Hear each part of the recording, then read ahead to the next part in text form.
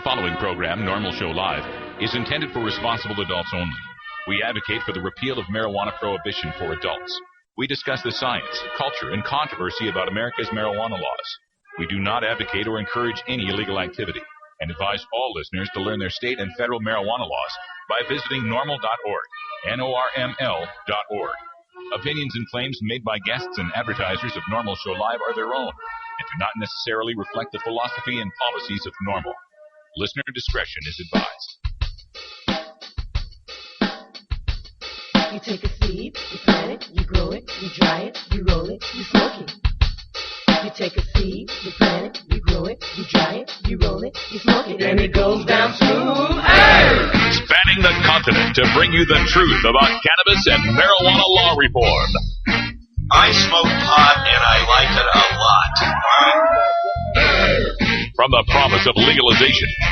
And I think we need to think and criminalize marijuana laws. To the agony of prohibition. One major responsibility is to encourage people to use less drugs. The National Organization for the Reform of Marijuana Laws presents Normal Show Live, Marijuana Nation. Now, here's your host, Normal's Outreach Coordinator, Radical Russ Belville. All right, everybody, welcome to Normal Show Live, the voice of the Marijuana Nation. Glad to have you here. I'm your host, Radical Russ Belville, bringing you more cannabis talk, news, information, and more for the cannabis community. We are experimenting with some new setups here at Normal Show Live, so I've got to adjust a microphone setting. While I do, I'm going to turn things over to Cannabis Carrie. Hey, Russ, how's it going there in Portland, Oregon? Well, something's not plugged in right. Oh, no. So I'm having some fun here trying to adjust on the fly. You kind of sound like you're talking into a glass. I know. I don't know what is causing that, and it's very disturbing. I don't like it one bit. So, hello, Mr. Microphone. I'll bet that sounds a little better. Maybe it's this. I think perhaps there is a setting on the microphone I'm going to have to fix, so we will get to that in just a moment. But coming up on today's show, we've got all sorts of great stuff for you. Cannabis Carrie will be bringing you the newest in the hemp headlines coming up right after this first break. And then for our Daily Toker Tunes, it's Electric Tuesday. We will be listening to some great electronic music here at 20 after the hour. And then at the bottom of the hour, we're going to be having our California Marijuana Report featuring Eric Brenner. Eric is going to be bringing us an interview with Don Lattin, who is the author of the Harvard Psychedelic Club. Some really interesting reading about Timothy Leary and the rest there who, in his words, killed the 50s. So we'll talk to Don Lattin here at the bottom of the hour. And at the 45 mark, we'll be speaking with Maiko Hester Perez. She is the mother who was just featured on the television show The Doctors. And she's known for being the mother who is helping her son treating his severe autism, with medical marijuana. It's a very controversial story, and we brought this interview to you back in December. We're going to replay it today because of that show, The Doctors, and we think it'd be very interesting for most of you out there. You'll learn a whole lot about medical marijuana and the controversy of using it for children. So I'm going to fix the microphone problem, and we'll be right back with your hemp headlines. Stick around. Hello, I'm Paul Stanford from the Hemp and Cannabis Foundation, or THCF. Medical marijuana is legal in 13 states today, and THCF has clinics in 8 of those states. Our doctors help qualified patients obtain an authorization for medical marijuana in their state. Patients are eligible for medical marijuana with a history of either severe chronic pain and or nausea, cancer, AIDS or HIV, hepatitis, glaucoma, seizure disorders like epilepsy, chronic muscle spasms such as multiple sclerosis or asthma, neurodegenerative diseases such as Alzheimer's, and gastrointestinal disorders like IBS or Crohn's disease. If you or someone you know has one of these conditions, our doctors will help you obtain a permit for medical marijuana. THCF Medical Clinics has offices in Washington State, Oregon, California, Colorado, Hawaii, Nevada, Montana, and now Michigan. Call 1-800-723-0188 or go to the web at hemp.org or 1-800-723-0188. You want to legalize it? Call your congressman today. 202-224-3121. It's free, it's easy, and you don't even have to give your name, just your zip code, and they'll hook you up to your congressman. Call 202-224-3121 and tell Congress you support marijuana legalization. Well, I think we've solved the microphone problem. It works better when it's pointed at the host. It is our lesson for the day. Coming up next, your news with Cannabis Carry. Liberate your mind. Liberate your mind. That's what you got to do. Liberate your mind.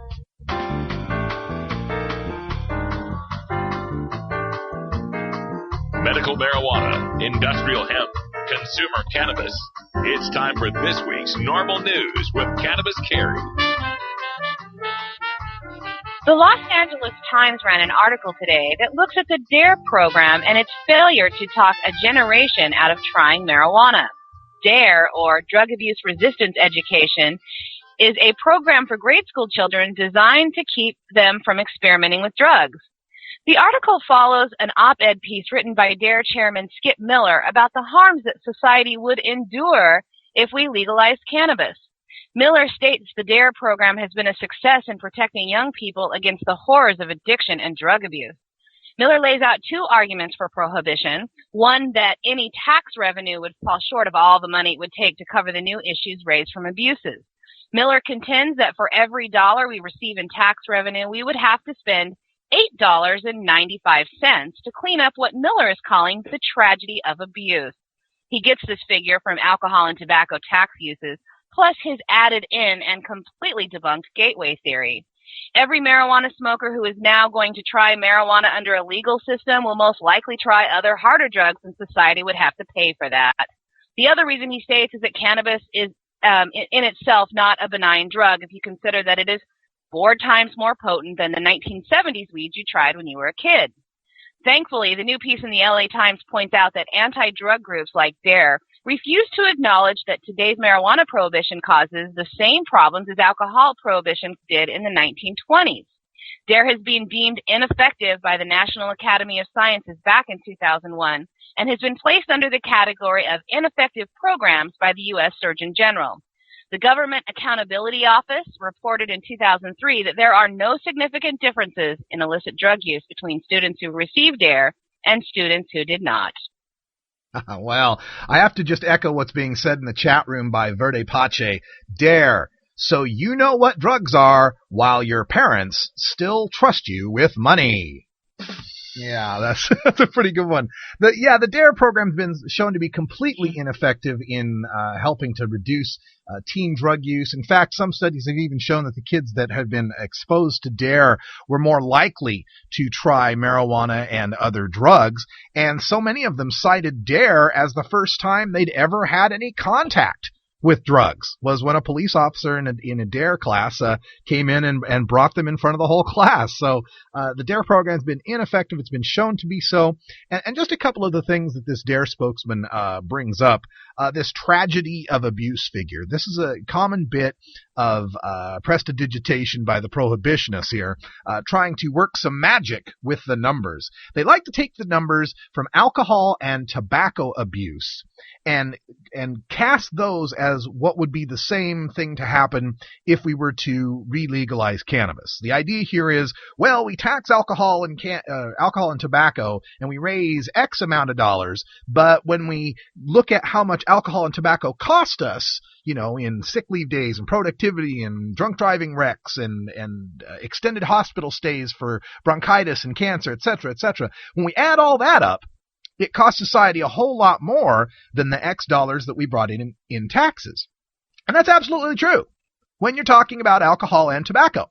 When you're talking about cannabis, it's not true at all. We discussed just last week the Canadian study that showed in Canada the health costs annually per every tobacco smoker were $800. The health costs annually for every alcohol drinker were $165, and the health costs annually for every single cannabis user was only $20.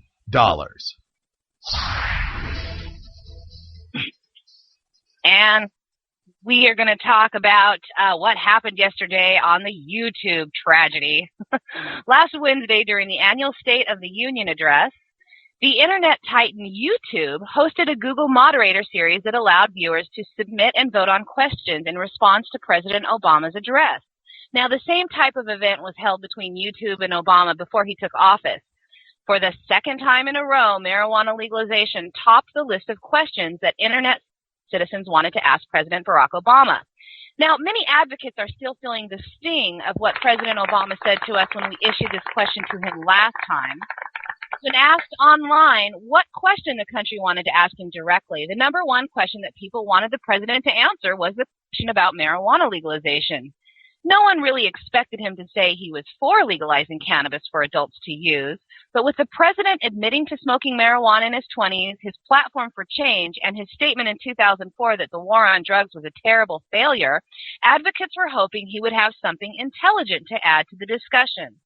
Instead, he made a joke about the character of the online audience that received laughs. Then he unceremoniously said, "No, I don't think it's a good strategy." Being the butt of a punchline has not sat well with cannabis reform activists. So this time around, there were about 650,000 votes, and almost 200,000 of them were again about marijuana law reform. The next most popular questions were not surprisingly about jobs and economy, with 109,000 votes cast. Now, for reasons unknown, YouTube did not ask the most popular question shown by their very own polls. With hundreds of thousands of expenses and unnecessary arrests of citizens each year, billions of dollars wasted, it's a shame that YouTube decided to dismiss all the people who cared enough to vote.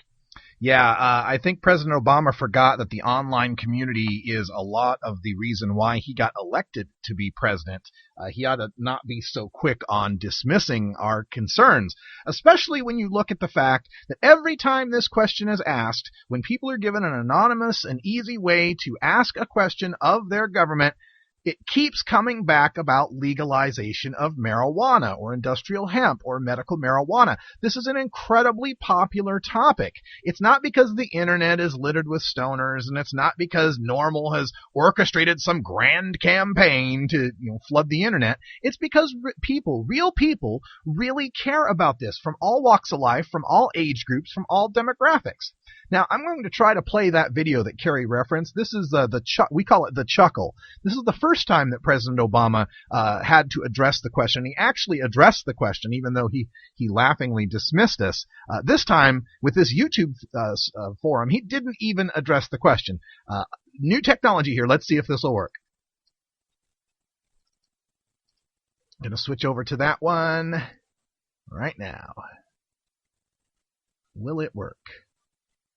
It will not work. Okay, so now we know.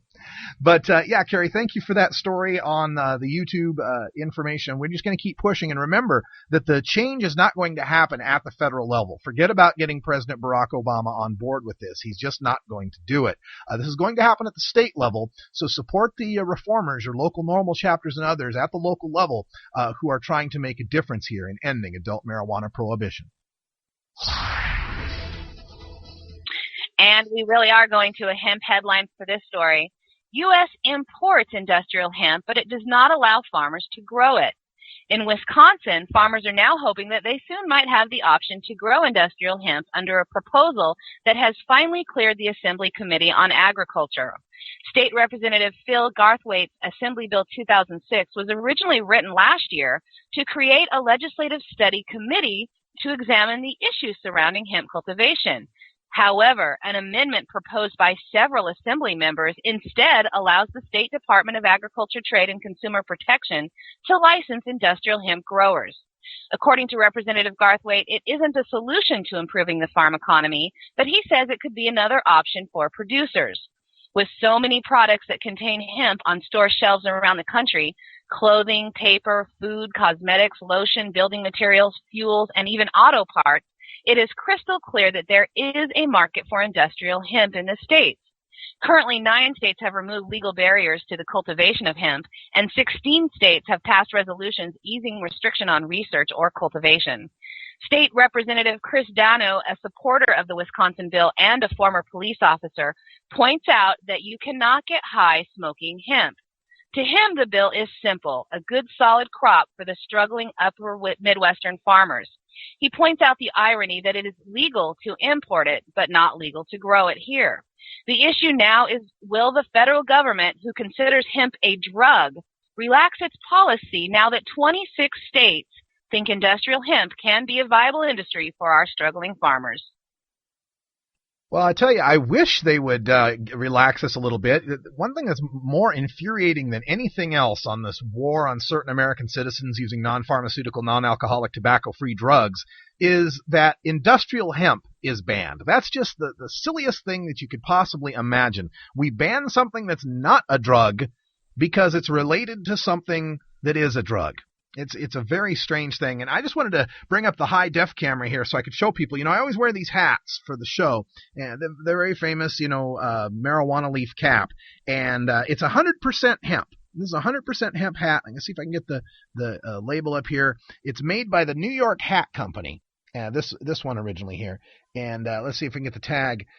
It's the 100% hemp, right? Beautiful thing, right? Well, I went to the place where I normally get these hats to get myself a few more, and they tell me that they weren't getting them anymore from the New York Hat Company. So I found the address and the phone number of the New York Hat Company, and I gave them a call and said, "Oh, this is a very popular hat with me. It's perfect for what I do since it's 100% hemp. People walk by, they say, 'Hey, nice hat,' and I hand them a card and tell them all about NORML. So it's a perfect hat. I'd like to get some more. How can I order some of your 100% hemp hats?" They said, "I'm sorry, sir. We don't make or sell the 100% hemp hats anymore because it's too expensive to import the hemp from the other countries where we have to get it because we can't grow it here in America." And that really depressed me to think that how many of our farmers, how many of our textile industries are going wanting here for a cash crop. How many people in America in this economic downturn are hurting for a job.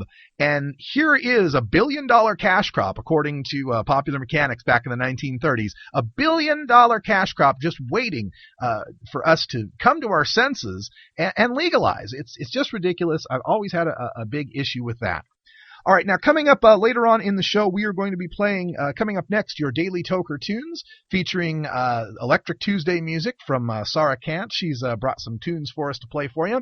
And at the bottom of the hour, we will be speaking with Don Lattin. He is the author of the Harvard Psychedelic Club. It's all about Ram Dass and Timothy Leary and all those guys at Harvard in the early 60s who, as he puts it, killed the 50s. And then at the 45-minute mark, we'll speak with Miko Hester Perez. She's the mother who is using medical marijuana to treat her young child who is suffering from autism. So stick around for that. Also got some normal business to get out. It's a normal shout-out. Everything we do here at NORML, a large degree of it relies on the hard work of volunteers, people just like you. A lot of people email me at stash@norml.org and they say, "Hey, I want to get involved. What can I do for NORML?" And my response back to them is, what can you do? If there is some talent that you have or some time you can give, there's something you can do for NORML. Of course, the easiest way is to just donate money at norml.org, but a lot of us are hurting for money, so you can donate your time. I am only here talking to you on the internet because I donated my time to my local chapter of NORML. They asked, "What can you do?" I said, "Well, I'm pretty good at the web. I've done some work in radio. I've done some work on in professional music. Next thing you know, I'm writing a website for Oregon NORML. I'm appearing on their television show, rising to the rank of associate director, and before you know it, here I am talking to you on NORML Show Live." And it was just because I volunteered my talents working in IT. But if you can do anything, if you can sweep a floor, if you can give people a ride in your car, there's some way a NORML chapter can use your help. If you're good with graphic design or crafts, there's all sorts of signs and things that need to be made for protests. There's envelopes that need to be addressed and sent out to legislators. There's so much that you can do. Just check out norml.org and get involved today. Well, it's that time again, especially for you folks out on the East Coast. You know what time it is. 20 after. We'll be right back after this with your Daily Toker Tunes. It's 20 after the hour, and we have to take a short break, if you know what I mean. Please Please support these sponsors who support Normal Show Live. Oh, have you ever met that funny reefer man? Reefer man. Have you ever met that funny reefer man? Reefer man.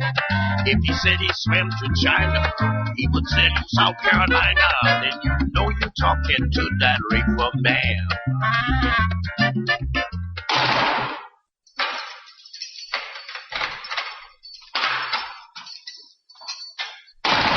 Law420.com. Hello, I'm Russ Belville, Outreach Coordinator for NORML. In my job, I read literally hundreds of headlines each month involving nonviolent, productive citizens whose lives are ripped apart by a marijuana or drug arrest. Many citizens could avoid arrest by refusing police searches and remaining silent, but police are well trained to confuse and intimidate. That's why you have a right to speak to an attorney before answering any police questions. I hope you never need to exercise that right, but if you do, make your first call to the law offices of John C. Lucy IV. John Lucy is an accomplished criminal defense attorney with expertise in Oregon's medical marijuana law. John Lucy understands and respects cannabis and drug consumers of all backgrounds. Call John C. Lucy IV at 503-227-6000 or visit in downtown Portland. Address available at law420.com. That's John C. Lucy IV at 503-227-6000 or visit law420.com today. 76% of Americans no longer support arresting and jailing marijuana smokers, and nearly as many support the medical patients having access to medical marijuana. And over 80% of our citizens now believe the war on drugs is an ineffective failure.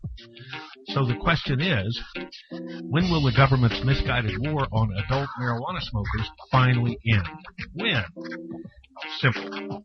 When you and your like-minded friends, family, and coworkers get involved with an organization such as the National Organization for the Reform of Marijuana Laws, also known as NORML. My name is Keith Stropp, and I founded the organization in 1970. Contact us at NORML, toll-free, 888-67-NORML, or by visiting the organization's up-to-date webpage at www.norml.org.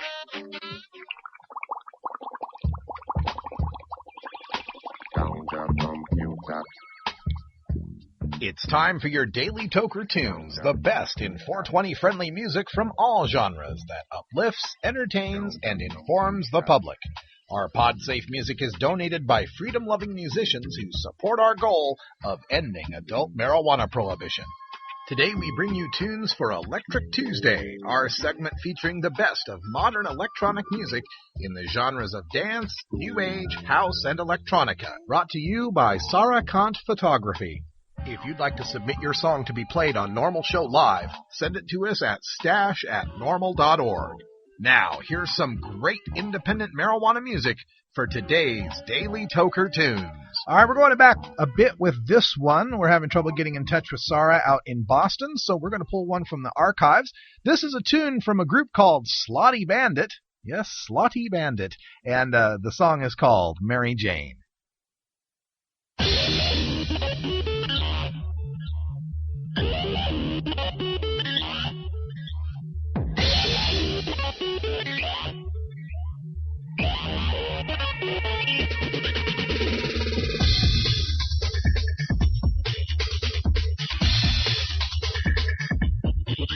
She and I, Eric Green, her hair, her color was gold.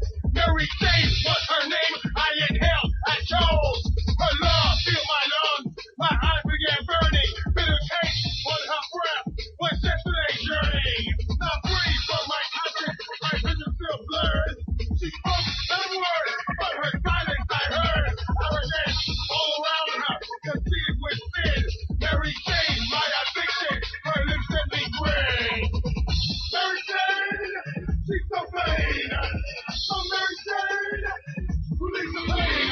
I love her, I need her, but she makes me weak. Mary Jane, on my brain, the freak of the week.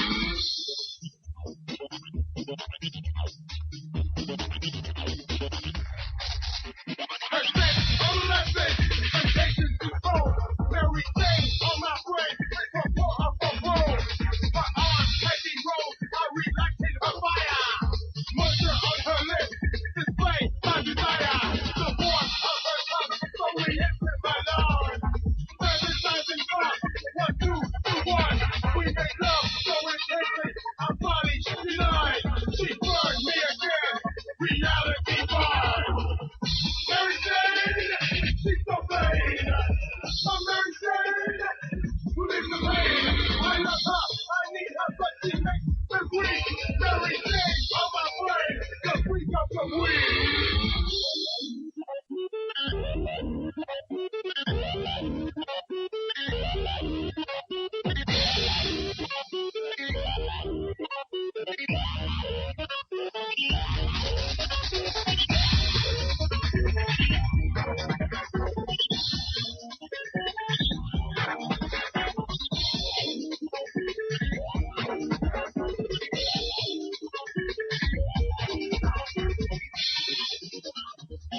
inhales my emotion, exhales my soul. She exhales my emotion, inhales my soul. Mary Jane, she's so plain. I'm Mary Jane, who leaves the pain. I love her, I need her, but she makes me weak. Mary Jane on my brain, the freak of the week.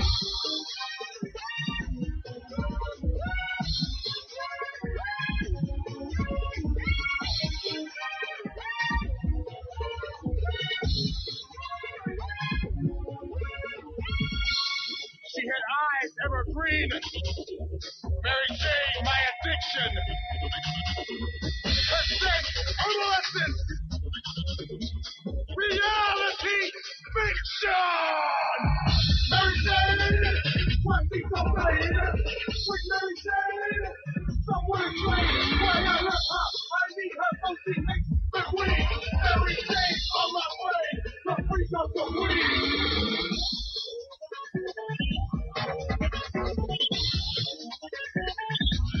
That's Slotty Bandit with some house music for you for Electric Tuesday. One of many, many, many songs in the library we have here at Normal Show Live called Mary Jane. Come up with a new title, guys. Got to get some new stuff in there. Twice a day, but I don't care. It's 4:20 somewhere. All right, checking out our Normal Cannabis Community Calendar, which you can find at norml.org/calendar. Cleveland Normal in Cleveland, Ohio, will be having their February meeting and elections, as well as a movie screening. For more information, check out clevelandnormal.org or ohionormal.org.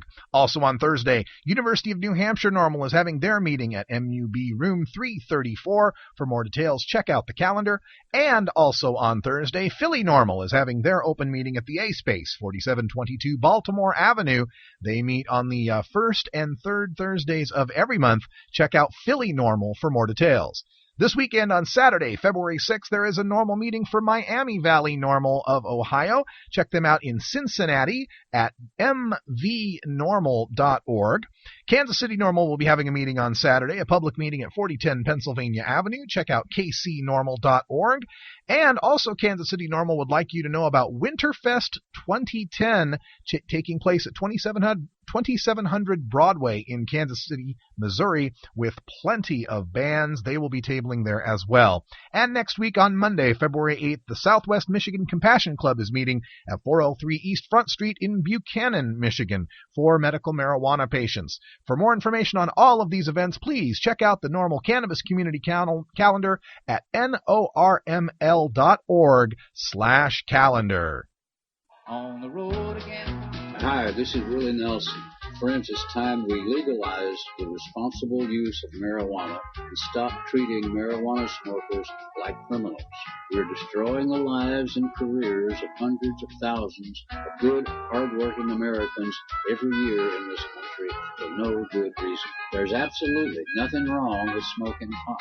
For more information on how you can help legalize marijuana, please contact NORML at norml.org.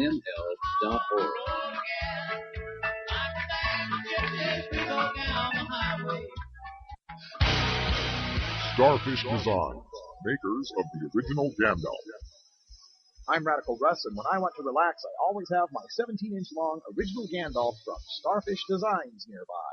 The hand-blown borosilicate glass is strong and easy to clean, and the design is sleek and sophisticated. Starfish Designs are available from Bend, Oregon at a glass retailer near you. For locations, call 541-788-GLASS. That's 541-788-4527. California ain't holding me back. Here in California. California has long been the epicenter of marijuana law reform in the United States. Every Tuesday, we're joined by Eric Brenner, the producer of the California Marijuana Report, for an interview with an important figure in cannabis in the Golden State. You can hear the entire California Marijuana Report online at California Normal's site, canormal.org, and Beverly Hills Normal at normal90210.org. Now, here with another great interview is Eric Brenner.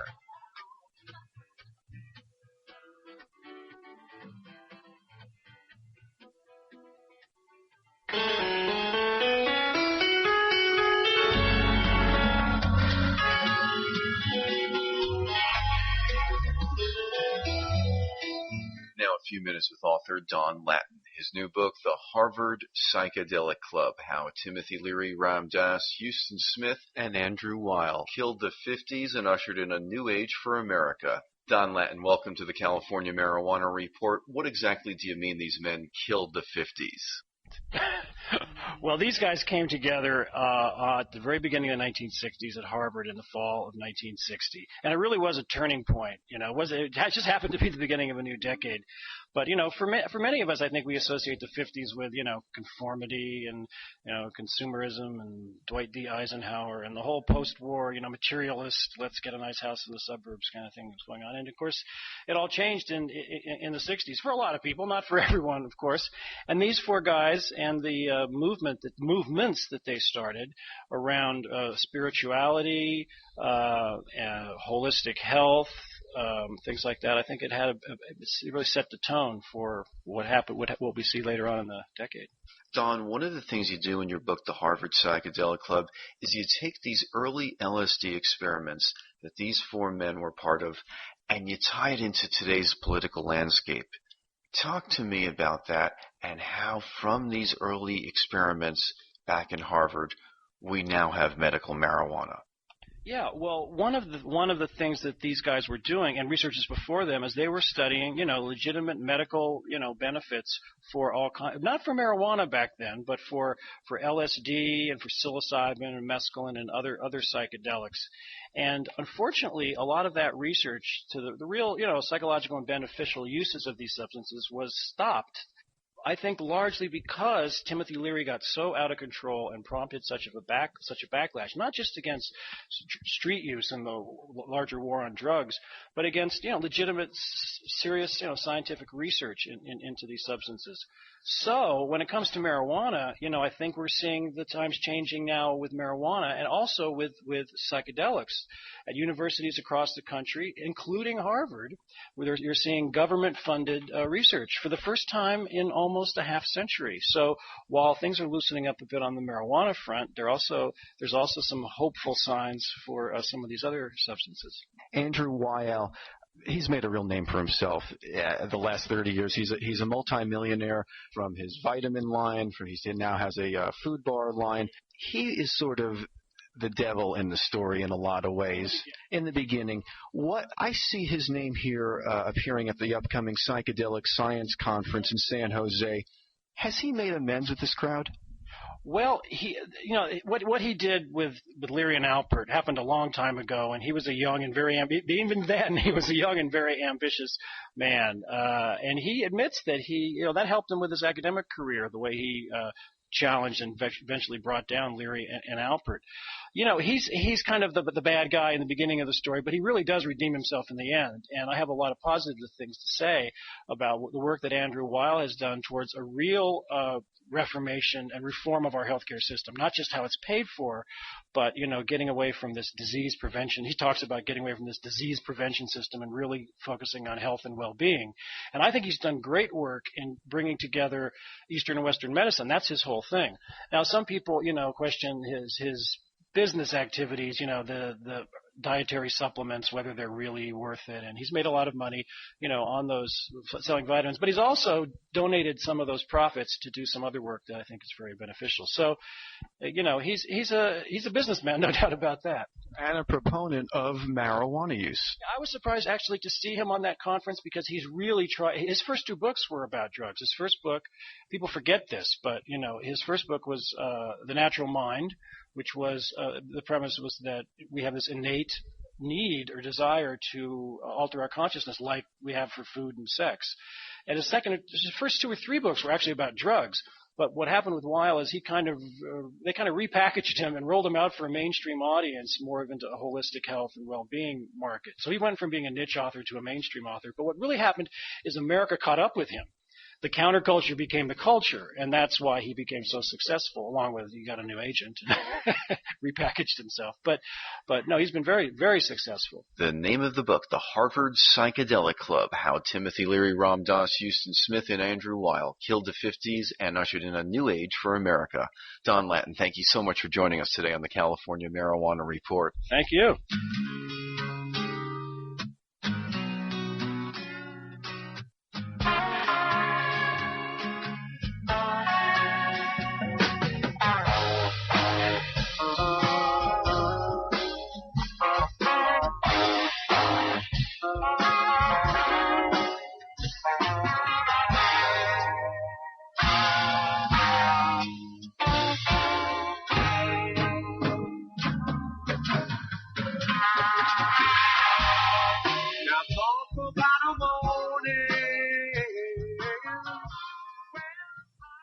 After speaking with Don Lattin, I ran into an original member of the Harvard Psychedelic Club, Houston Smith. Smith was a graduate student at Harvard in the early 60s and asked to participate in LSD experimentations by Dr. Timothy Leary and Ram Dass. Houston Smith is now 92 years old. Houston Smith, you were a graduate student at Harvard in the 60s under the guise of Dr. Timothy Leary and Ram Dass. LSD was still legal. Marijuana possession was a felony. Do you believe we will one day see full legalization of marijuana here in California? I won't be around in 7 years. And anyway, I've retired from predicting. So don't ask me what's going to happen. Our plate, my plate, and my age is full to overflowing about what is happening. Are you proud of your work at Harvard as being part of this early LSD experimentation? Yeah. I have good self-esteem. I've made mistakes for sure, but on the whole, I've been very fortunate. Haven't made any serious mistakes. Houston Smith, you're one of the stars of Don Lattin's book, The Harvard Psychedelic Club, an iconic figure in psychedelic culture and experimentation. Houston Smith, thank you so much for taking the time and joining us today on the California Marijuana Report. Thank you. Please join our group on Facebook. I'm Eric Brenner for the California Marijuana Report.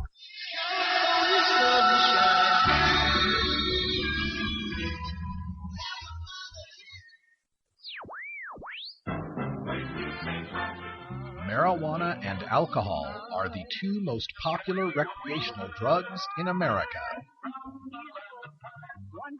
Marijuana smoking is non-toxic, relatively safe, and has a low risk of dependence. Alcohol drinking is potentially fatal, dangerous to society, and is quite addictive.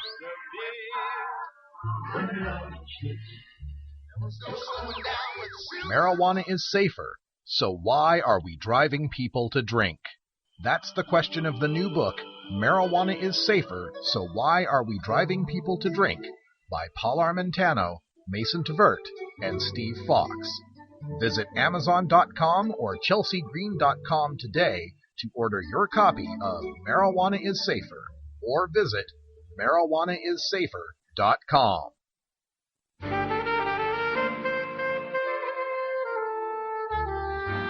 Some states have enacted legal protection for sick and disabled Americans using medical marijuana to alleviate pain and suffering. NORML Daily Audio Stash takes a look at the medical marijuana stories in the free states, as well as the plight of those using medical marijuana in the rest of the country in our Patient Perspectives. One of the areas we've been looking at with medical marijuana has to do with the controversial use of medical marijuana for children, even in the states that have approved medical marijuana. Joining me here to talk about this situation is Miko Hester Perez. She's with the Unconventional Foundation for Autism. You can learn more about them at uf4a.org. That's uf, the number 4a.org. Miko, welcome to the show. Hi, thank you. Oh, well, you've been all over the media lately. We've seen you with Diane Sawyer and some other folks talking about this controversial use of medical marijuana for autism.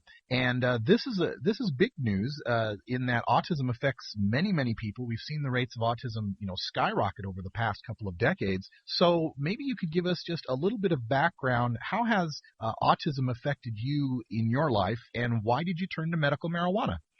Well, autism, when my son was diagnosed at 16 months, I knew very little about autism. And thank God that I was a researcher by trade, and I went ahead and I researched the many facets or variables of the whole spectrum. Mm-hmm. And my son was diagnosed with severe autism, and he's nonverbal, and he, just like most children in the spectrum, he was a very picky eater.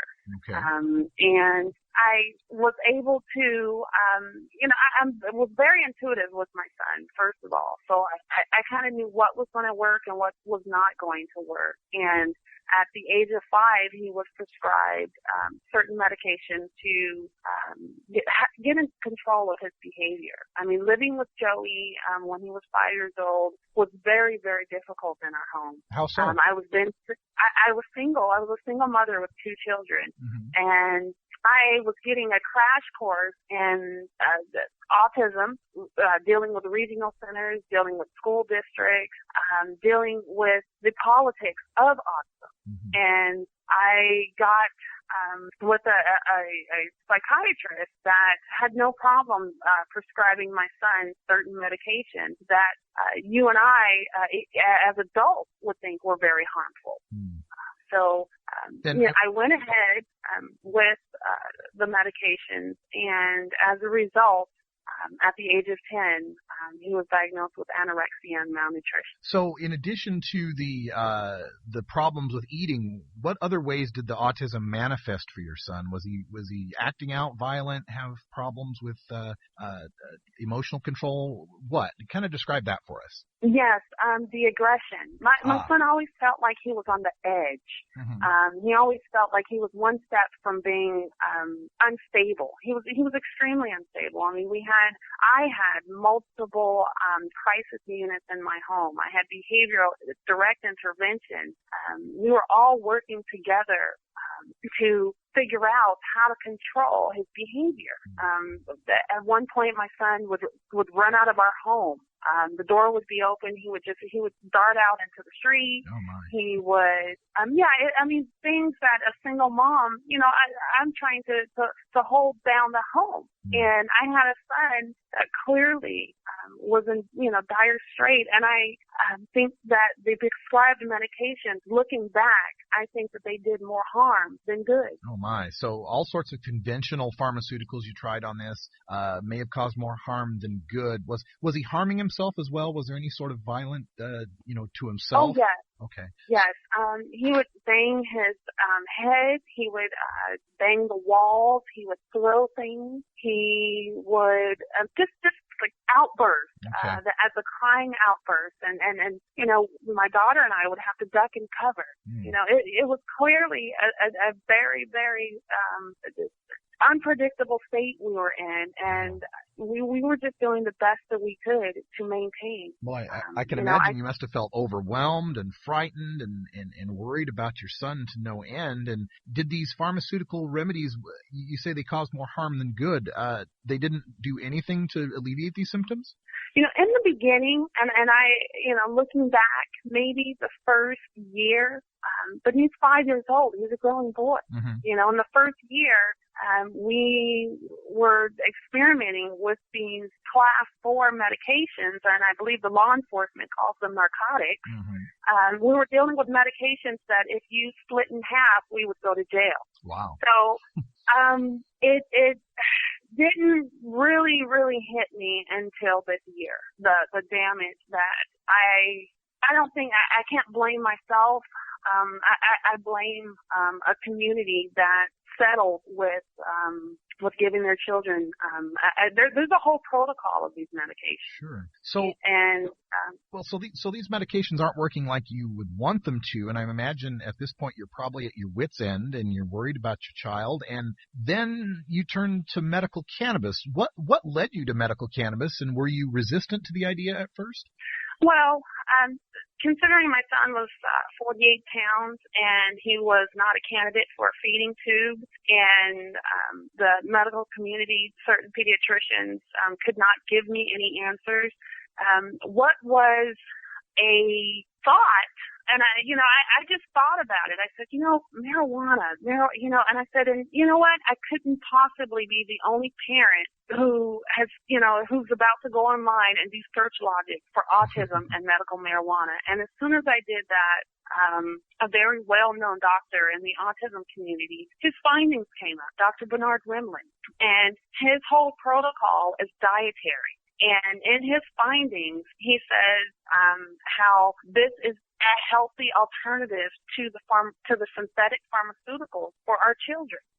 And it goes on and on and on about, being a responsible parent and following this type of protocol. And mind you, I had exhausted all other treatments. Sure. And with autism, each child has a different genetic makeup. So what works with mine may not work with, another child. Mm-hmm. So, I was clearly at the end. And this was, we were 13 medications into finding an alternative. So how long ago did you start this new cannabis therapy, and what was it like on the first day? Well, we started 7 months ago. And the first day, within the first hour, it was almost nothing short of a miracle. My son has repetitive behaviors. He would go to the refrigerator multiple times. And all of a sudden, he just wanted to sit in his room and play with his toys. We were sitting in the living room, and it was quiet in our home. And we just stood there, my husband and I, and we said, we're not going to go check on Joey because we've never heard our house be this quiet before. And I got up and I peeked in on him, and he was sitting there playing peaceful. He was calm. And, a lot of people say, or I've heard from a previous doctor that, he was stoned. Well, Joey has a different immune system than the average person due to autism. Mm-hmm. The autism attacks the immune system. And so you and I would be high. Joey, for some reason, it balanced him out. It was the medication. It was a miracle. It was a miracle. I wonder if that's similar to what we see in kids that have ADD or ADHD, where we give them synthetic speed like Ritalin, where it would be speed to you Right. and me, but for them it just balances them out. Right. I'm gonna. Yeah. Very interesting. And I believe that's what the marijuana did for him. The synthetic. Believe me, we've tried Ritalin, and my son, as a result of those 13 medications, liver damage. Yeah. Facial tics. My son has never had seizures. He started having seizures. Wow. All of these things from these 13 medications, but the one that is the most evident was my son was dying. It seems like once I was able to prove my case to his psychiatrist, the very next day I was on the phone calling a medical marijuana doctor who was willing to take Joey on. I think I went through at least a dozen dispensaries trying to get to a doctor that would understand what I was going through. So it's been 7 months now that you've been using this. What's it been like for your son now? Has he gained the weight back? How's his health? He is 38 pounds heavier. Wow. And that's in about 6.5 months. He's gained 38 pounds. It's well proportioned. His well-being and health have not been compromised. He is happy. He's healthy. It's almost like an awakening. And I'm not sure if it refers back to a movie. God, I forgot the actor's name. Is there one with Robert De Niro in that one? Robin Williams and Robert De Niro in that one movie. I think Yes. I know what you're talking about. Yeah. Yes, my son has, it's an awakening for him. I mean, he was nonverbal and never even attempted to speak. Now I have a 1-year-old, and he's mimicking the 1-year-old. Wow. This clearly, whatever research that needs to be conducted, or if research is being conducted, Joey is already the result. Wow, we need to do more study on this because it's such a miraculous story, but it is laden with a lot of controversy. A lot of people fear this notion of giving medical marijuana to children. What has been some of the backlash that you've received since you've gone public with this and talked about it in the media? Oddly enough, the backlash is from parents and other people that do not have a child diagnosed with autism. The autism community, I mean, after the Good Morning America interview, I had received over 300 emails statewide from parents saying, thank you for coming forward, thank you for being our voice, thank you for taking people into our home to see what we have to deal with, thank you for exposing the prescribed drugs that we're giving to our 3-year-old. And it doesn't bother me that I am getting backlash from a few people because I want to be able to prove and I want to be able to show them that marijuana is not. Marijuana has improved the quality of my son's life. I had a mother email me from Texas and say that she was going through exactly the same thing I was going through, except her son died. After reading that email, I knew that it was my purpose and to go around statewide and help these mothers with the Compassionate Youth Act. Wow. It's an amazing story, and I know you're working with this group, Unconventional Foundation for Autism, at uf4a.org. What are your plans with that group? How do you plan to spread this message? I plan to go to the states that aren't the states that do not have the Compassionate Youth Act. I plan to go to these states, speak with legislators, speak with parents, get everyone, including the pharmaceutical companies, including the highest level in science and research and with government, and to make medical marijuana an option for our children.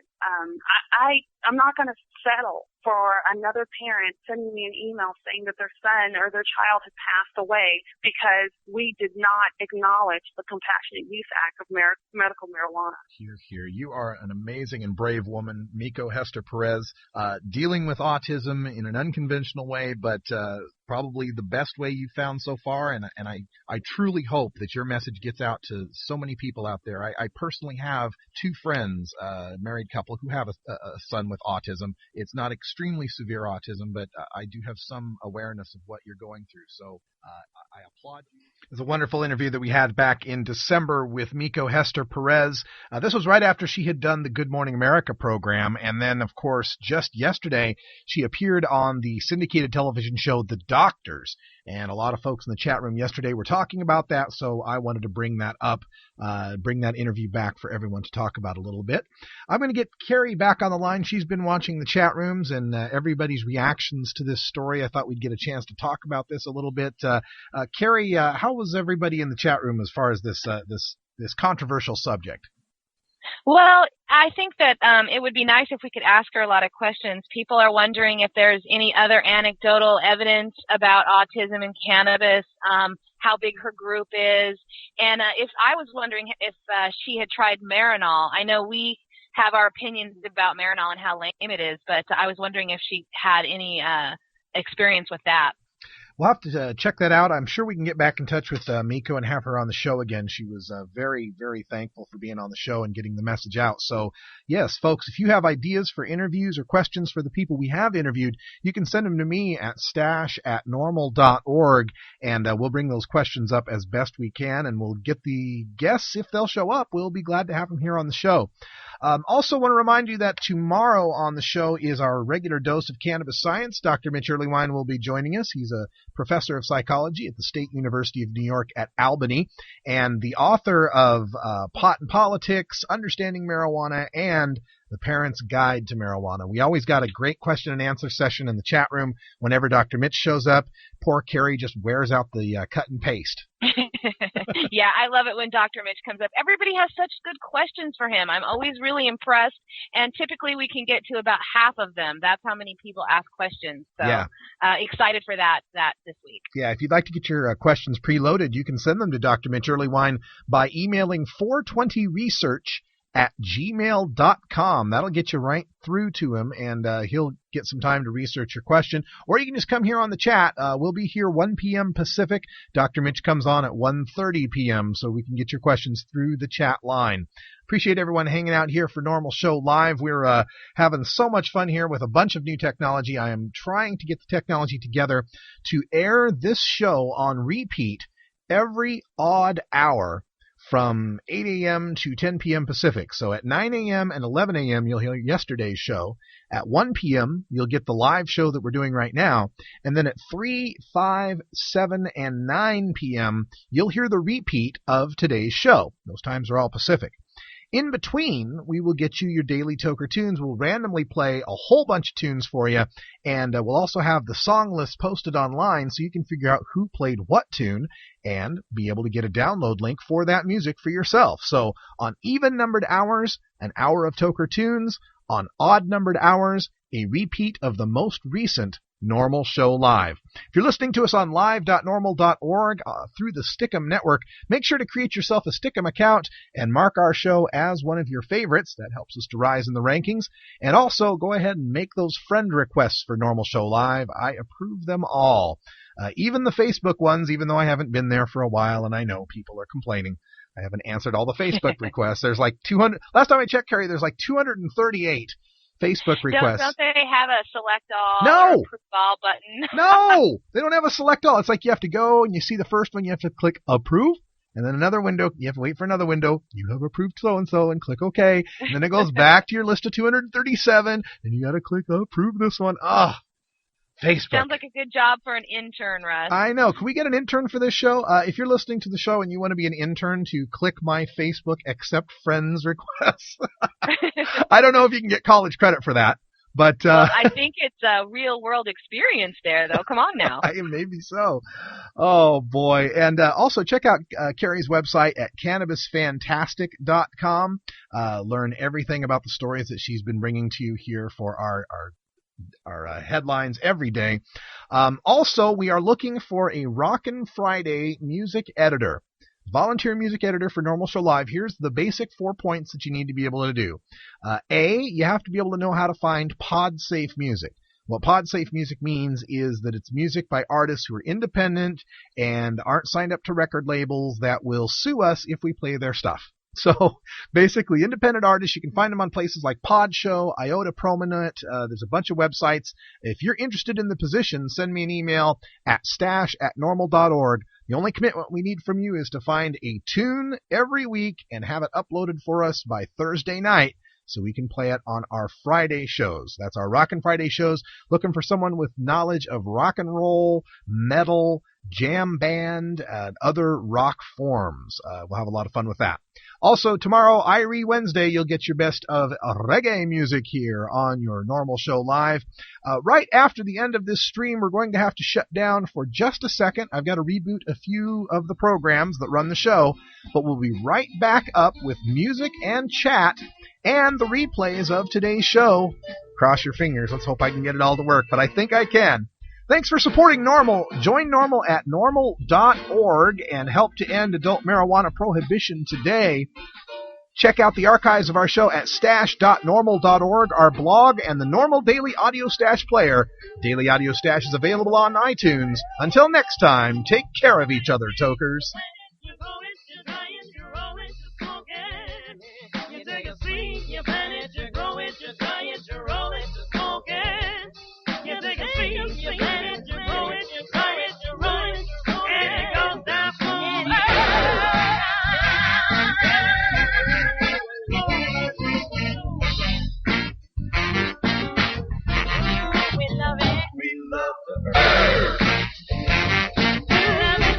This is Normal Show Live, the voice of the Marijuana Nation.